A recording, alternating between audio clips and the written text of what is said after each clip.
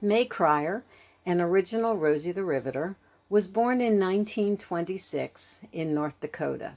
After the bombing of Pearl Harbor, Mae, her sister, and a friend headed to Seattle, Washington, where Mae became a riveter for Boeing, making B-17s and B-29s for 92 cents an hour. She met Norm, her late husband, a sailor, on the dance floor in 1944. Norm was transferred to Pasco, Washington, and in April 1945 they married. She left Boeing to work for the Army engineers with Italian prisoners of war in Pasco at 83 cents an hour.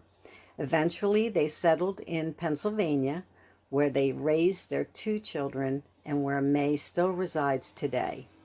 Mae joined other Rosies to get the first National Rosie the Riveter Day in 2017 and the Congressional Gold Medal for Rosie in 2020.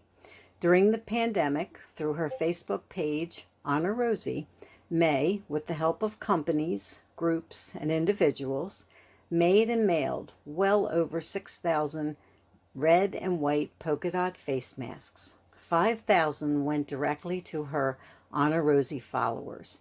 In 2022, her face mask and bandana were worn by Rosie the Rocketeer in the commander's seat of the Boeing Starliner, which traveled to the International Space Station and back. Mae continues to travel the world to promote Rosie the Riveter's legacy, and at 98 years, Mae still cuts her own grass. Now it's time to join Breaking Barriers with Mae Krier. Hi, Hello, Dan. Mae. Nice seeing you again. Good They to don't see realize that we live so many miles apart. I know. It seems like a long time since we've done a show, doesn't it? It is. And I'm excited about tonight's show because I didn't realize that I had met him and so much information that through the book that I have. And it Right. makes it so much more interesting. So our guest we're going to be talking about the six 6888, and it's a battalion that has to do with the mail during World War II. So our guests today we have Elizabeth Helm Fraser, who was a driving force in telling the story of the 6888 Central Postal Battalion, and Brenda Brown, whose mother was in the battalion. So welcome to you both. Thank you. Thank you. Thank Thank you. you. Thank you. for Love the having me. Rosies. Love the Rosies. Yeah. We were all in it together, weren't we? Yes. Really.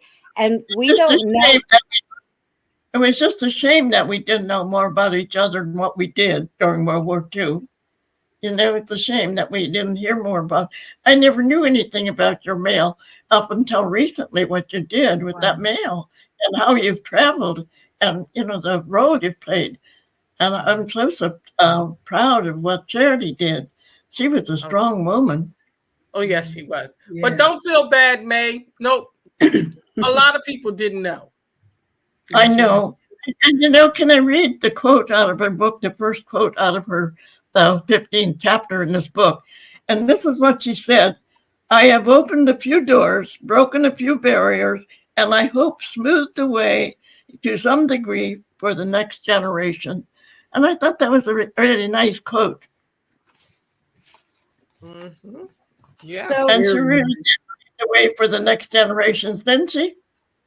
Yes. I read her story and seen how remarkable she was. She never quit. She just kept going from even after the war.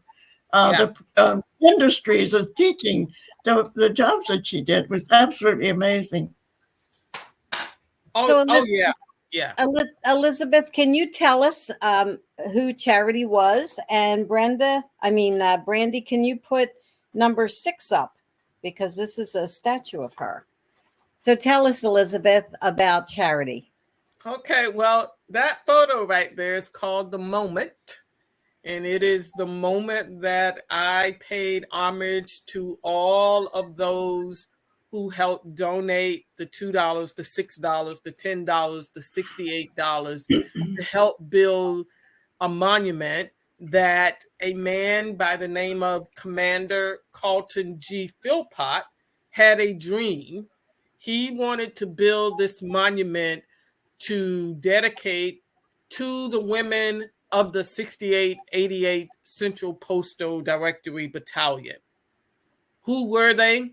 They were a multi-ethnic, predominantly all-Black female battalion whose mission was male.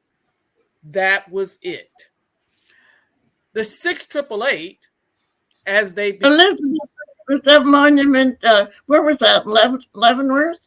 So that monument is located at Buffalo Soldier Park in what they call the Park of First.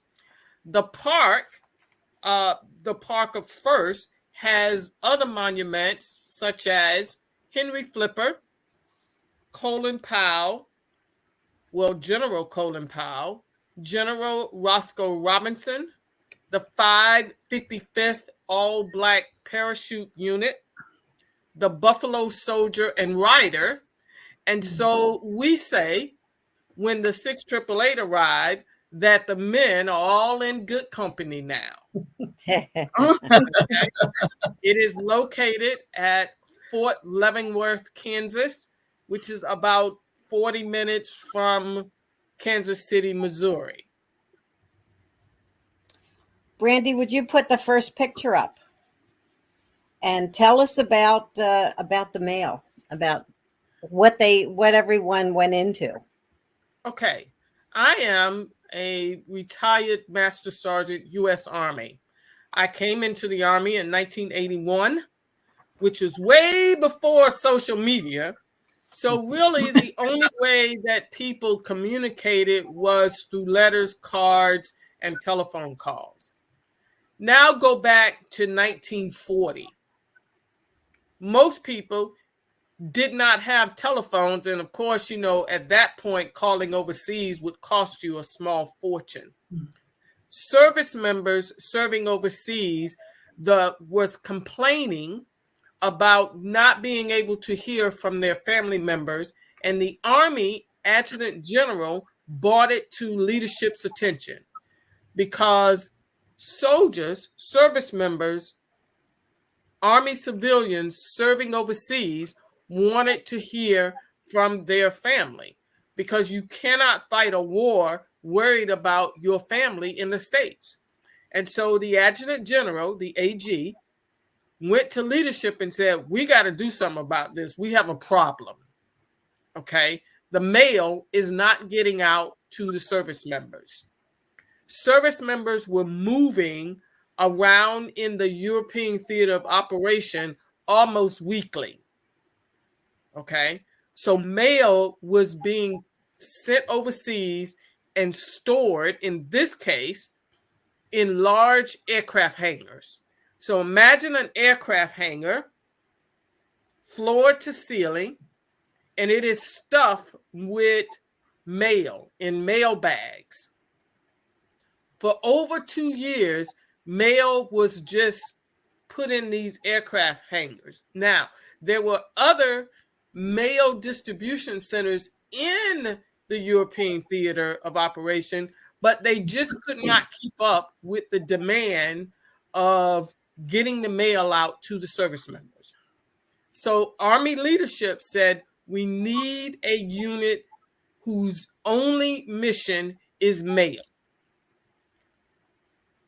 Major Charity Adams was stationed at Fort Des Moines, Iowa. It's outside of Des Moines, Iowa. She was at the Women's Army Corps Training Center. That's where women, Black women, Black men, and enlisted and officers went to go and train. And Major Adams had went through basic training, had graduated from Officer Candidate School, and was one of the instructors. She, at the time, was the officer that had what we call the most troop time. And so that is how she got selected for this assignment. She called her friend, Abby Noel Campbell, who was a captain at the time, and asked Captain Campbell, would you come with me to wherever we're going? Because she didn't know where they were going. She did not know. She had orders. She had not opened them yet. And they were going somewhere overseas. She didn't know what the assignment was. Okay, we going. Okay. So her and Captain Campbell got on a ship and sailed across the Atlantic. And I think it was about halfway that she opened the envelope and it said a male unit. It wasn't the 6888 yet. Okay. It was a male unit. That's where she was going. She was going to be the commander of this male unit. Once they got in England, it was then designated the 6888 Central Postal Directory Battalion. Army leadership gave them 6 months to clear a backlog of over 2 years of mail and packages while stationed in Birmingham, England. Now, they didn't give them 6 months because they really believed that they was going to actually do it. They didn't give them the 6 months for that. They actually thought they were going to fail. These were predominantly Black women. Did not have a lot of faith in them.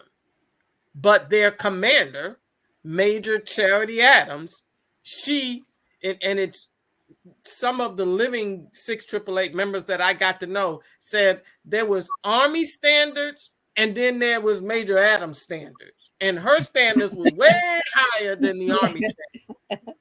She expected more from these women, or as she say, her girl. Okay. When they got to Birmingham, when that first group got to Birmingham there in February of 1945 on the Ile-de-France, it had some trouble coming across the Atlantic. There were torpedoes that attacked them. And as a matter of fact, the ship was supposed to go into England and got diverted to Scotland. And so the ones on that ship had to go to Scotland and then leave Scotland on a train to go to Birmingham, England, because it was a war going on. Okay. So what Major Adams did was very strategically, she says, okay, in order to get this mission done, I need to have a strategic plan. Now, remember, it's over 2-year backlog of mail. It's mail, boxes, all kind of stuff, okay? So she came up with a plan. The unit would work 7 days a week, 3 shifts around the clock. That is how she did reduce the backlog of mail. Now, they also had to contend with that it was a war going on. They worked in damp, wet, and a lot of times could not turn the lights on because they didn't want the bombers to see them. So they had to work fighting the environment because there was a war going on. And also, when something sits up for a period of time, what happens? Roaches, ants, those little critters called mice, they infested the mail. And so the women had to contend with that. And also, these were predominantly Black women. This unit was like a showcase because remember, this is World War II in England. A lot of Europeans, especially English people, had never seen Black women. And so it was also a showcase. And military brass was coming by because they wanted to see this unit. They wanted to see this unit of, first of all women. Okay. Can I interject something here? Yes. I understand what you're in Birmingham. An officer came to Charity and asked can you march? Do you know anything about that? Well, yeah, Am I interfering with your speech? I found that so interesting. Story. So we'll just jump to that. So Major Adams, again, was the commander. Her unit was working in shifts. So she had a third working, doing military stuff, because remember, they were in the Army, so you still had to do Army stuff. She had a third sleeping because they had just come off a shift.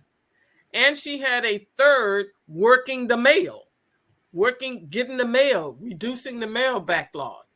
And so this general came to her unit because he was one of those brass people that wanted to see this unit of all women, all predominantly Black women, and said, Adams, can your soldiers march? Okay. I want to have a parade. And so, being an officer, and she was a major and he was a general, she said, okay, sir. So she gathered those service members that were working. That was that third. This was a battalion, 855 strong. She had a third doing Army stuff, a third sleeping, and a third doing the mail. So that third that was just working is what she pulled so that they can do a parade, okay, in front of this general. Well, he did not like that. He had his staff with him, and he was like, well, Adams, where's the rest of you? This is a battalion. Where's the rest of your troops? And so she explained to him, sir, I have a third sleeping, a third doing the mission, which was the mail, and this is the third that I have available to do the parade. And so he says, I'm going to send a second lieutenant down here to run your battalion. Well, first of all, that was disrespectful in any military wording, because a second lieutenant would never command a battalion. And you would never tell a major that you're going to send a second lieutenant. A second lieutenant is like a private, an enlisted private. They might have been in the Army 3 months. Okay.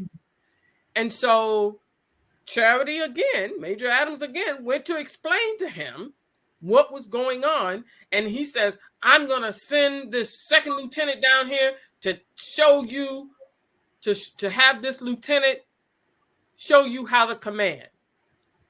And Charity talks about that in her book. And she says that she had to think, her mouth was saying one thing and she thought something, and she said, over my dead body, sir. And the parade turned very successful. I understand. I would have loved to have been in that and standing there when she said that to him. Well, he didn't like it. Okay. He threatened to court-martial her. But again, to let you know the intelligence of this woman, she conveyed she put together her own court-martial, because she was going to press charges against him, because what he had said to her was not only disrespectful, but it was unbecoming of an officer. And she put together her own board of officers, and she actually won the case. Wow. He was disrespectful. Okay. What he said was unbecoming of an officer.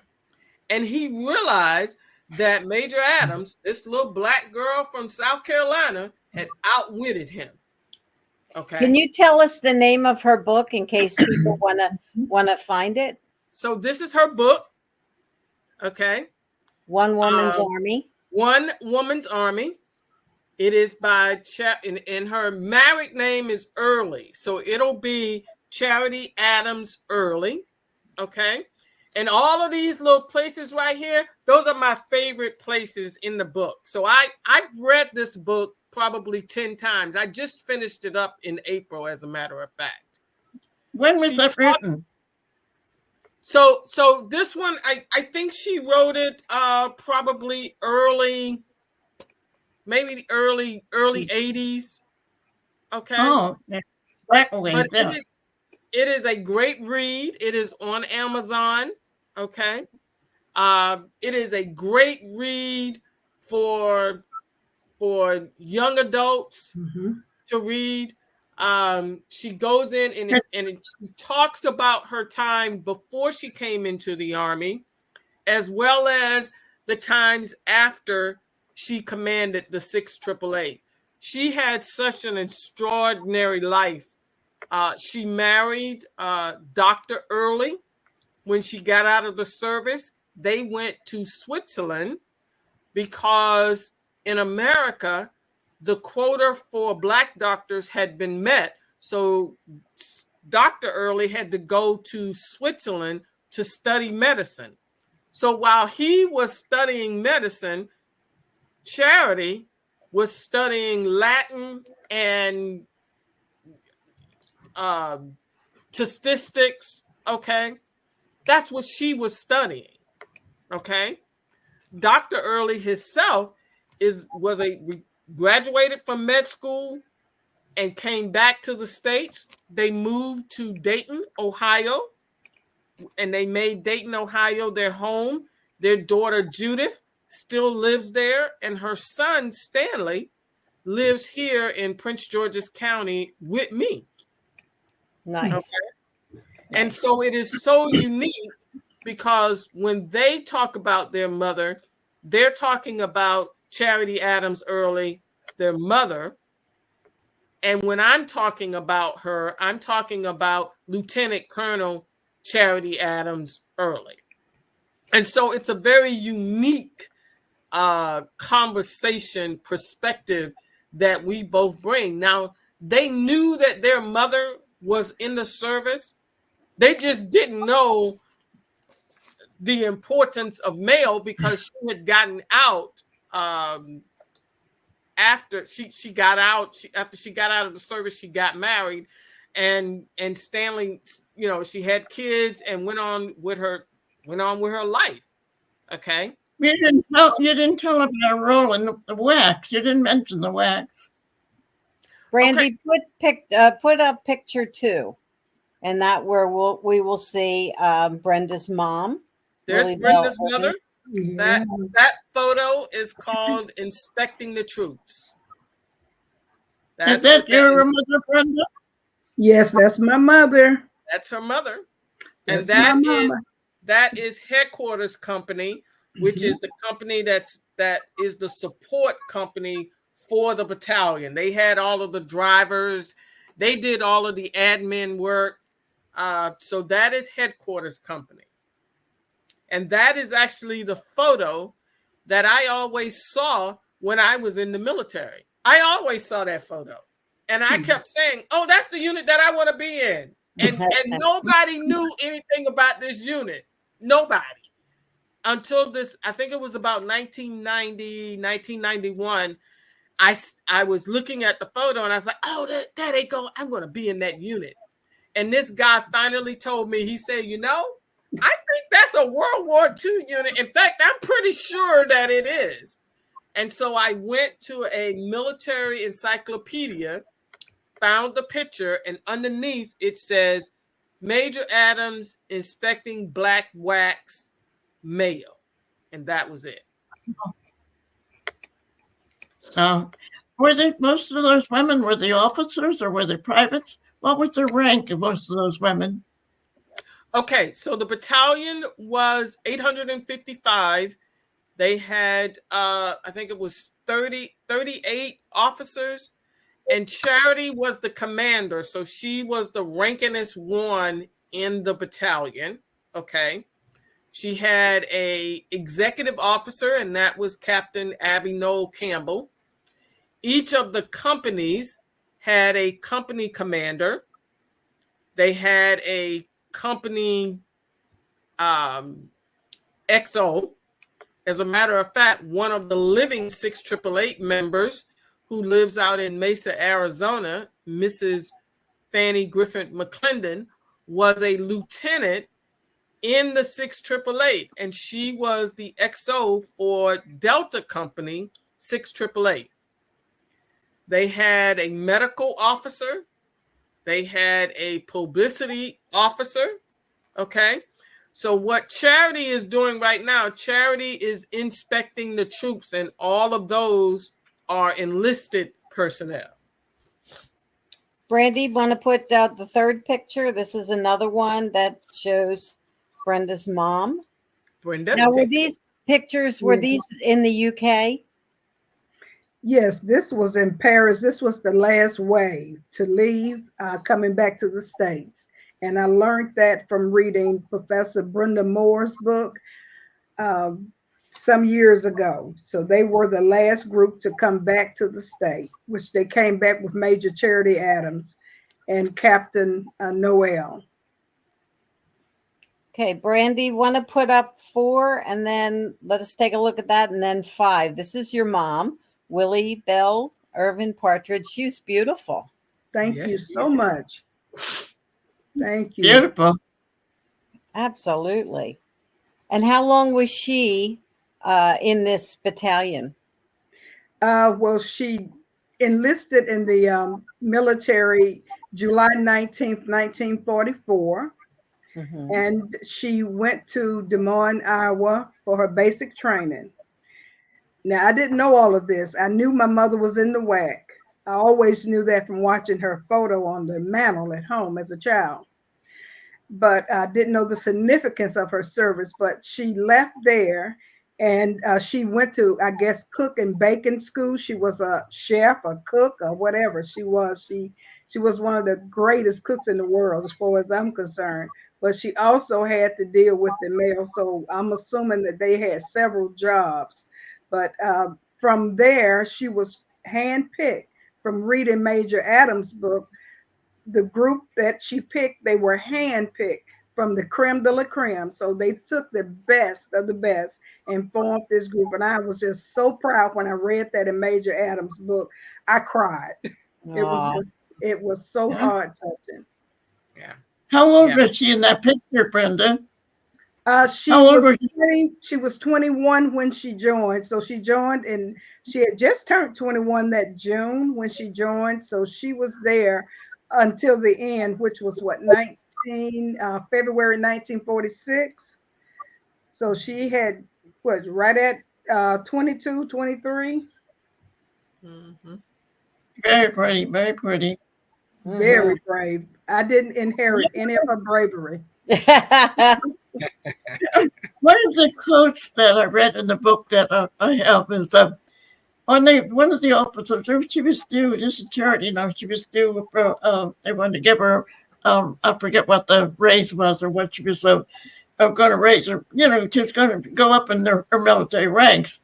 And they wanted her to be, they said they wanted her to be a WAC.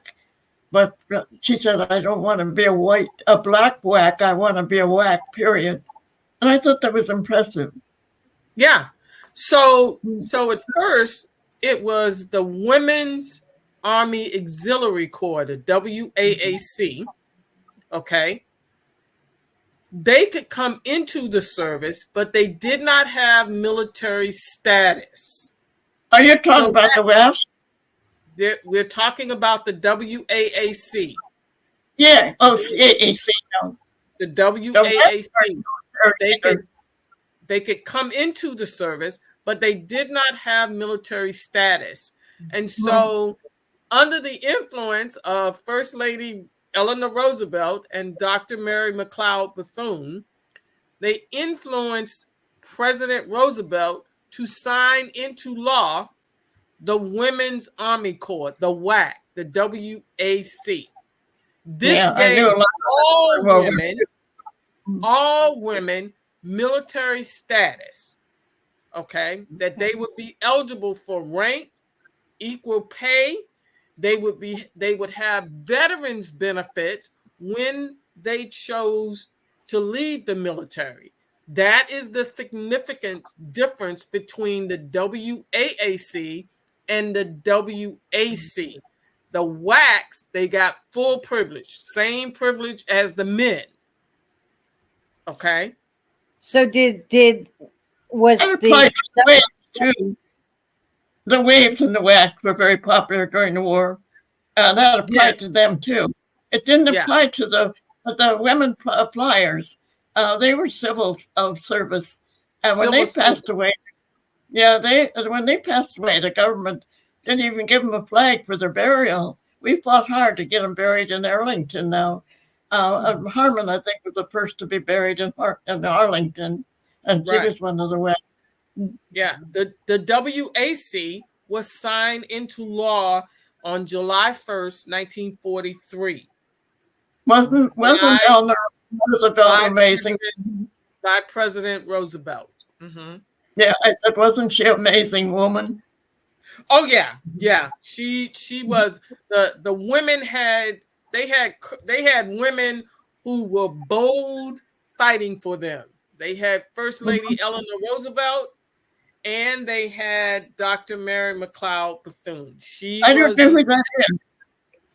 the advocate for African American women to get into the service. Okay. So did the WAAC, was that just for Black women, or no, were white women in there as well? White women were so before July 1st, 1943, when women came into the service, they came in as Women Army Auxiliary Corps. Gotcha. They could not be shipped overseas. They did not have equal pay or even equal rank.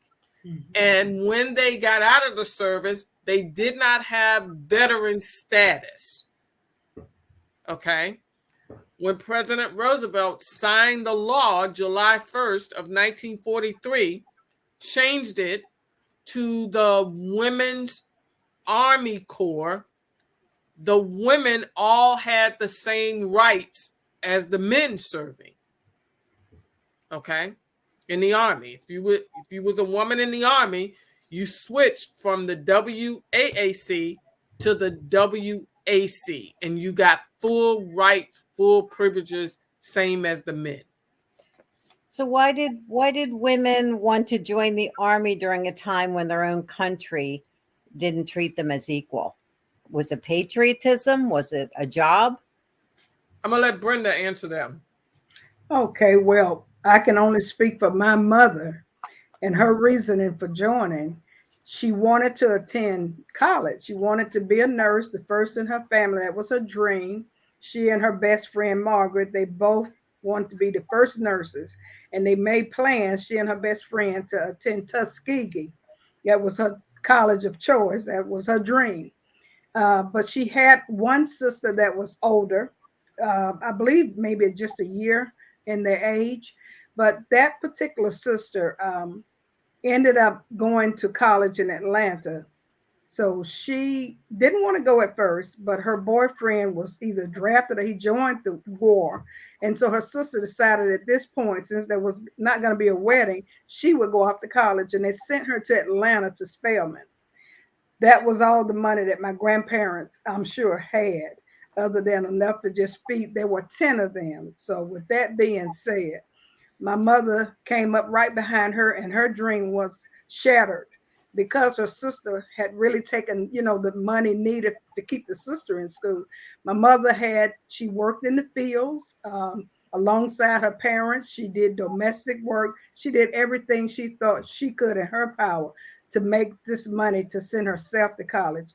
And back then, you had to help the family regardless of what your plans were. Whoever was making money, you had to also bring money to the table. So she couldn't save the money up. Her brother was joining at the same time, and his recruit shared with him some things that the Army was looking at, the department was looking for these, what they call them, I guess, colored women back then, Negro women, I think is what's on her discharge paper, but they were interested in these Negro women. And her brother just brainstormed. He couldn't wait because he knew her struggle and how bad she wanted to go off to college.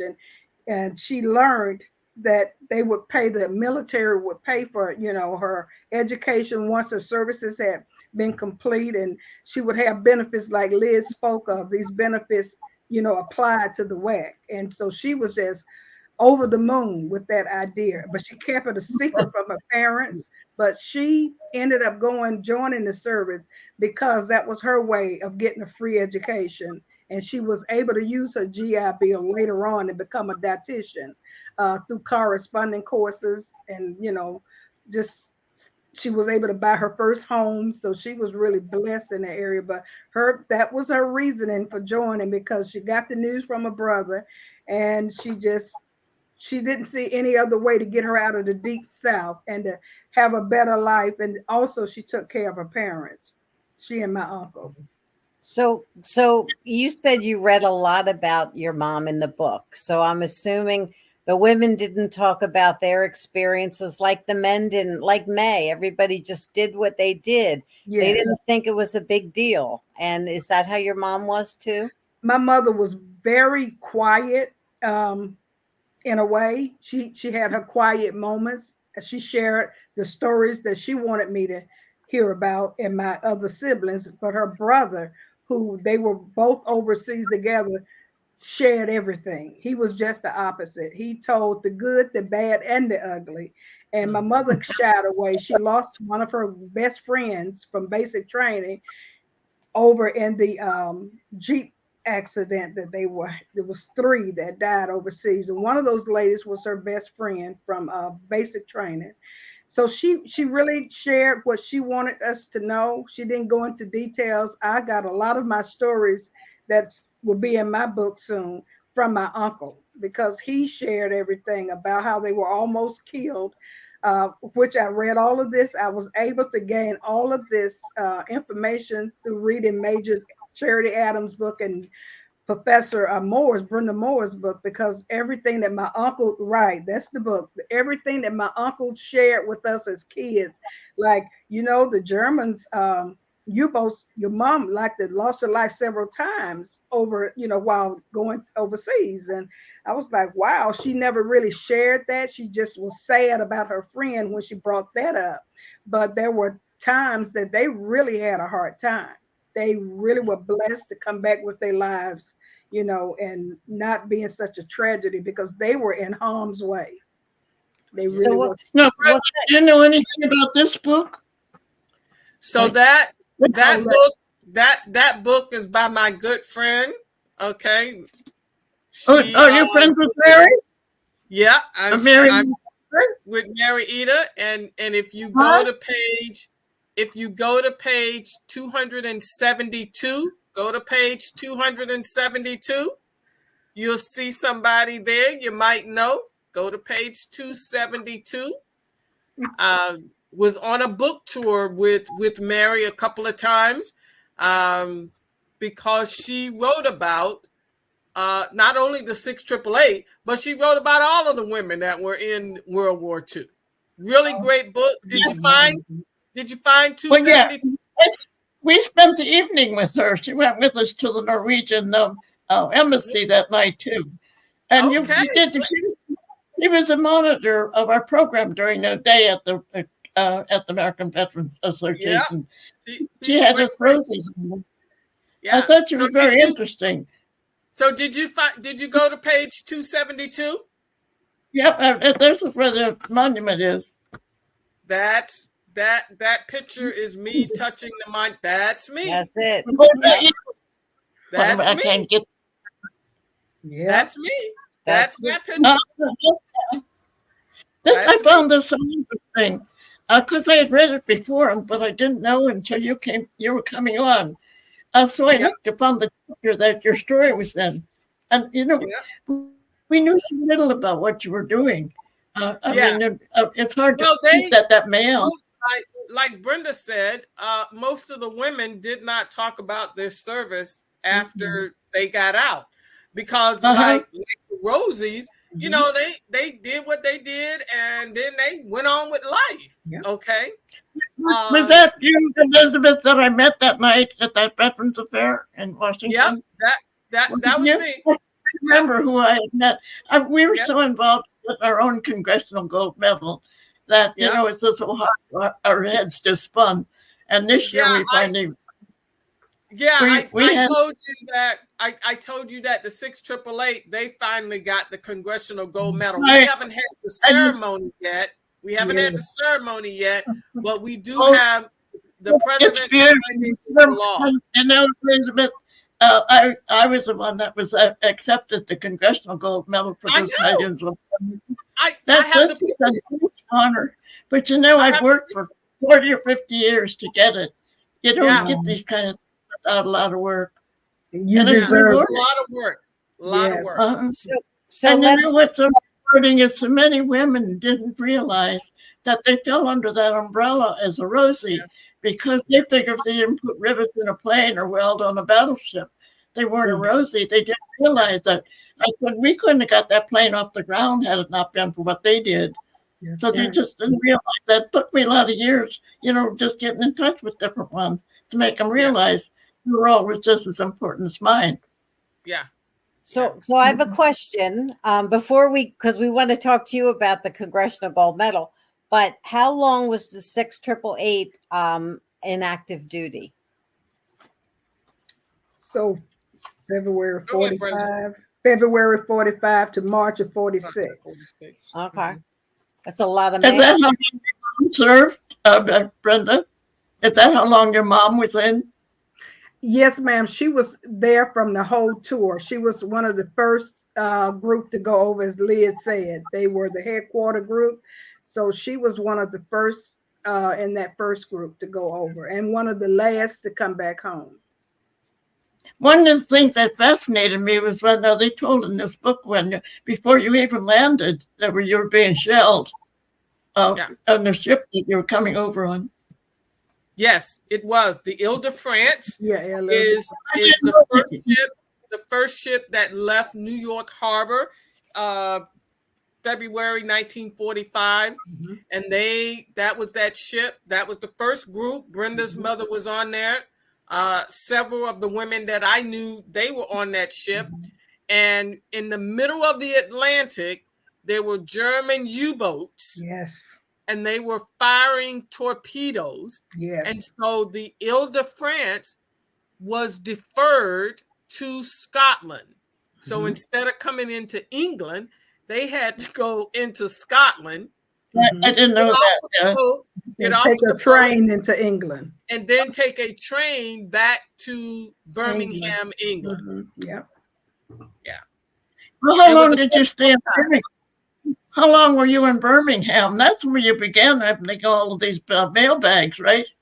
So they arrived in Birmingham in February 1945. Now, keep in mind, Army leadership gave them 6 months to reduce this mail. Okay, they actually did it in 3 months. They finished the mission there in Birmingham in 3 months. And the Army didn't believe them. They didn't think, oh, okay, that was luck. So then they sent them to France in May. I understand they were so efficient, they moved them on. Is that correct? I understand.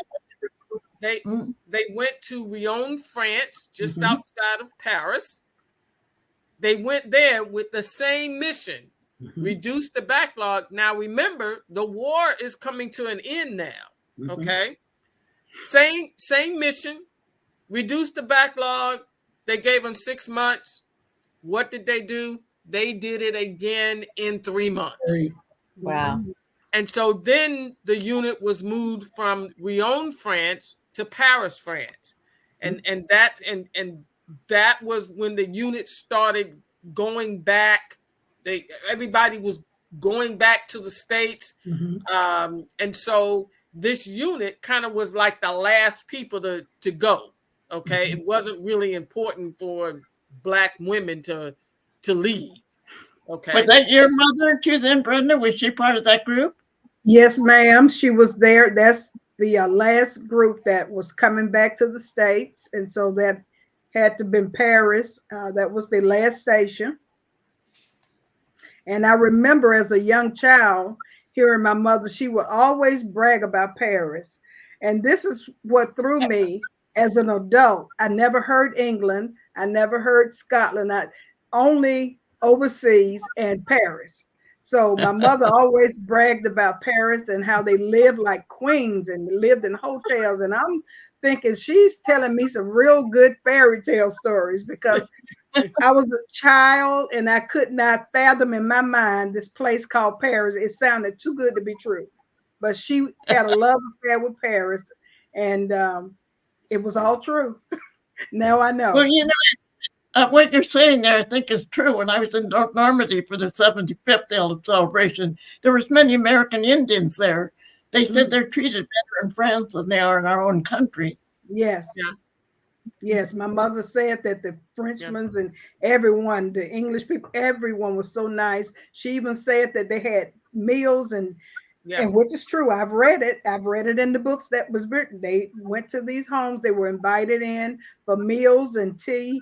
They didn't do coffee, my mom said, and my mother had to teach somebody how to do coffee. So I'm sure that was her pleasure because my mother was a coffee drinker. I know. It's never the same as home. Elizabeth, tell us what made you get interested in this story and help to facilitate the Congressional Gold Medal. Well, I got interested in the story because number one, I always saw this photo, always saw that in my military career.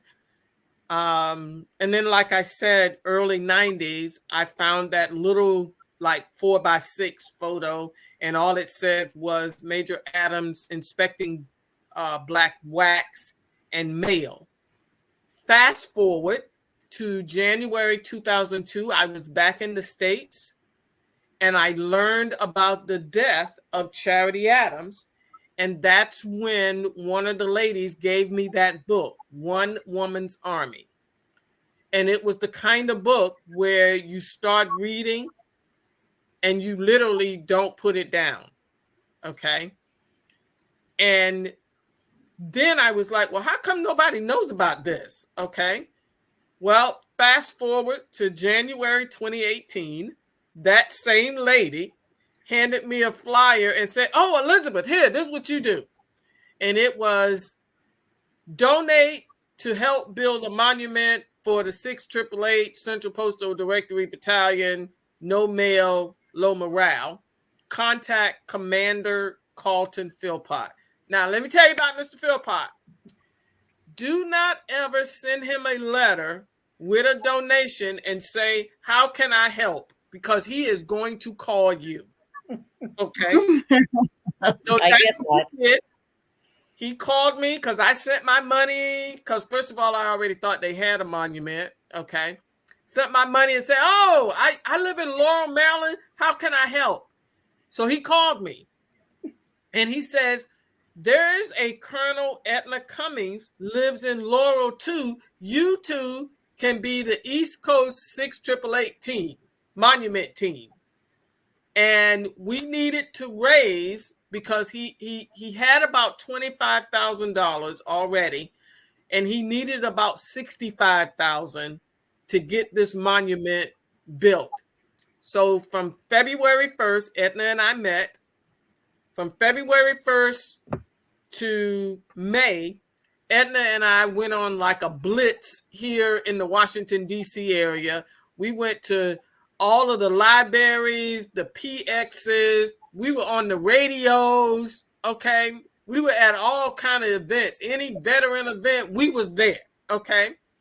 Raising money, asking for donations to help get these women a monument. And by May, we had the $65,000. Wow. And so while Edna and I was doing that, Mr. Philpott and the researcher was looking for survivors. Okay. Their guide was Brenda Moore's book, which is right here. And it is To Serve My Country, to Serve My Race. And it is the story about the 6888 Dr. Brenda L. Moore. She's a PhD and she teaches up in New York State. She wrote this book interviewing all of the living 6888 members, and this was the guide. The unique thing about this book is at the back of the book, she has in alphabetical order all of the 6888 by name and by rank. Okay, so this was our Bible. This was the Bible. Okay, great book. Dr. Moret, it's a great book. You can read this one too. It's also on Amazon. But it is the story just about the 6888. Okay, where Charity's book is her autobiography. Gotcha. And so we by June we had the money. Mr. Philpott, bless his soul. Yes. He had all of these people doing all of these in-kind services, and we had located about 8 living members, and 3 of them lived in my area. Wow. And one of them was Dolores L. Rudock. This is Miss Rudock. Okay. That's her in her Army picture. And then this one is her in my house sitting in this chair. Okay. She was 96 at that time in this photo. And so she had not, Mr. Philpott told me, Liz, go over there and tell PFC Rudock that she's going to come to the monument dedication. I'm just like, oh, didn't you say she like 95? He's like, yeah, but you outrank her. I'm like, she's 95. So I go over there, and the first thing she said was, I am not going. I said, oh, okay. So we got talking about some other stuff, because I found out that she and I were in the same Army Women Veterans Association, Chapter 33 of Northern Virginia. And her name is Dolores, spelled Delris, and my mother is Dolores, spelled Delores. Miss Rudock's birthday was September 16th. My birthday is September 14th. Okay. And so after we chit-chat for a while, she says, so if I go, are you going to go to the dedication? I was like, well, yeah. I called Mr. Philpott, and she says, Carlton, I'm only going to go if Elizabeth goes and she has to stay in the same room with me. He said, oh, okay. I'm just sitting there like, okay.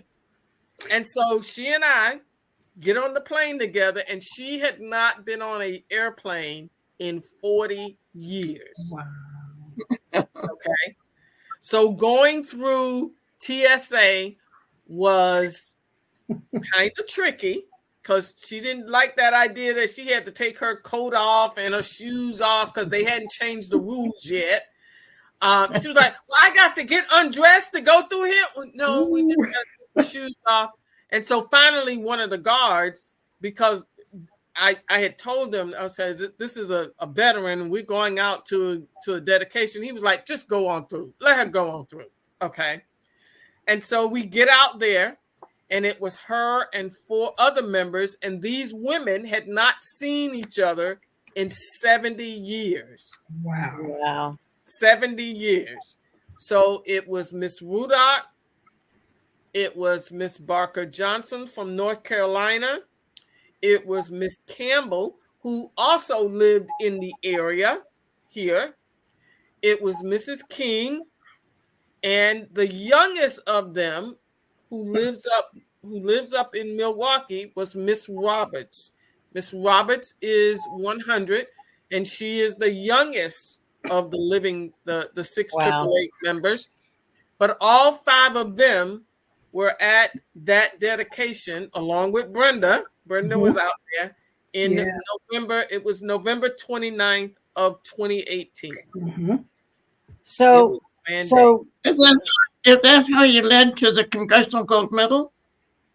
Well, the Congressional Gold Medal actually wasn't my idea. It was Senator Moran, who is the Kansas senator, the senator from Kansas.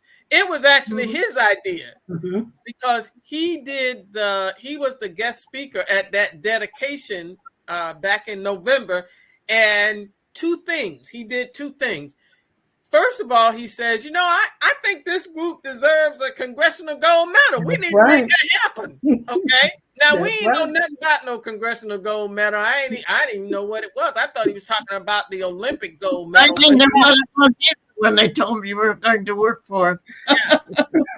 And then he said something that always stays with me. He says, until this point, I did not realize that these 5 women sitting here and their unit is responsible for my parents staying together. Because his father was in World War II overseas in Germany, and his mother, they lived in Emporia, Kansas, and his mother was working at the Sears store while his father was overseas. And she would write letters to his father and give it to him to say, go take it to the mail, to the post office to mail. And he said, I did not realize it until I'm standing here that the 5 of you and your unit are responsible for keeping 2 people who loved each other very much, who was living in 2 worlds apart together. And I want to say thank you. On his knees. He got on his knees. Got on his knee. And there was not a dry eye, with the exception of those 5 women, because they didn't think. They was like, oh, okay. Okay. Everybody else was crying, except for these 5 women, because they was just like, oh, well, okay, we just did what we supposed to do. What? But Elizabeth, when are you getting a ceremony? When are you going to get your award? I don't know. I don't know. It hasn't been scheduled by Congress yet. It's the Speaker of the House. You need the Speaker of the House, and we kept waiting. They kept changing Speakers of the House. First, it took time to get the medal minted. Yeah. I had the honor of going to the mint a couple times. I didn't get the Star Medal; it wouldn't show up. But so we're waiting on that. We're waiting on that now. If you're lucky, you'll still have a Speaker of the House. Yeah, but the ceremony is beautiful. So So when did it pass? When did it pass? The president signed the Congressional Gold Medal for the 688 on March 14th, 2022. Okay. Oh, yeah, ours was 2020, and it took us till this April to receive it. Yeah. So Well, we're waiting. Thank you so much for both of you coming on. This is really, I learned a lot, and I think I'm going to be buying a book. Yep. I'm so glad I got my book. When this book is coming out too, I'm going to throw her a book signing party. Yes. You have a book coming out. Okay. When is it coming out? I do not have a day, but I am praying very soon. It's in its last proofreading now. Okay. And I'm tossing with the title. We're working on the book cover. So we're right at the door. So it's just a matter of just a little more time. And I just hope I make my mother proud from heaven. I'm sure you and the 6 888 members. There you go. Yeah. Well, the movie is due out in Netflix on December 20th. Oh, there's a movie. There's a movie. The movie is called 6 888. Okay. Kerry Washington is starring. I love her. Yes. She's starring as Charity Adams. Wow. It is directed by Tyler Perry. Oh, great. It will be in theaters on December 6th, only for a short time. They're going to put it in theaters for about 2 weeks. It's not going to be very long. So if you don't have streaming channels, if you don't have the streaming services, get to the theater to see it. Okay. Then on December 20th, it is going to move to Netflix streaming channels. Great. Okay. Are you Well, women familiar with Gregory Cook from Philadelphia? Yep, Gregory is my friend. I saw him on Saturday. Did When you? he did- Yeah. I've worked with Gregory on a few things. I think it's a nice. And Ruth Wilson, did you know Ruth Wilson? That's Yep, his girl. Her and I celebrated the Rosie Riveter, Pennsylvania Day. A couple of years we were there. And so I worked with Gregory on different things. Deb, was it Gregory that gave these? Yep, that's how we got our guest, was through Gregory. Yeah. Great. Well, he was in Philly. He was down in Washington during the ceremony. I thought it was wonderful. Those women, the ladies of color were. One was going to be 107 the following week. That's the one okay. in red. That's the one in red. She's 107. Yeah. Wow. Is that, yeah. And the following week they were on. I think it was Gary Sinise's program in Washington. I thought that was great. They were here. I saw them Saturday. Greg showed his documentary at the Woodrow Wilson House here in Washington. Uh-huh. Yeah, he travels with that. And he's doing good with that too. I think that might become a movie, right? I hope so. Yeah. Uh-huh. Yeah. So. Well, listen, this has been a long podcast, but it certainly went fast for me. Yeah. Thank you both so much for joining us. Thank you for having us. This is great. And This good is luck great. on your ceremony. You'll love it when you go to Washington for your to accept the medal. Can't wait. I will. So we will keep in contact because I will let you all know when the movie comes out. Appreciate I that. love that. It's important because otherwise we miss things if somebody don't keep us informed. Yep. That's true. Okay. Thank you both very much. All right. That was very interesting. Wasn't that great? I really enjoyed that. And I'm so glad I brought my book out to read. And I'd read that story, but I'd forgotten That's about it. good. Mm-hmm. So that was really good. Thank you, Mae. Thank you, Deb. I mean, you and Brandy put this all together just great. Thank you, Brandy. I know you're around there somewhere. There you are. So let's do our power up. We haven't done it in a while. Okay, Power let's up. do it. Power We up. can do it. We can do it. Thanks, everyone. Be kind to one another.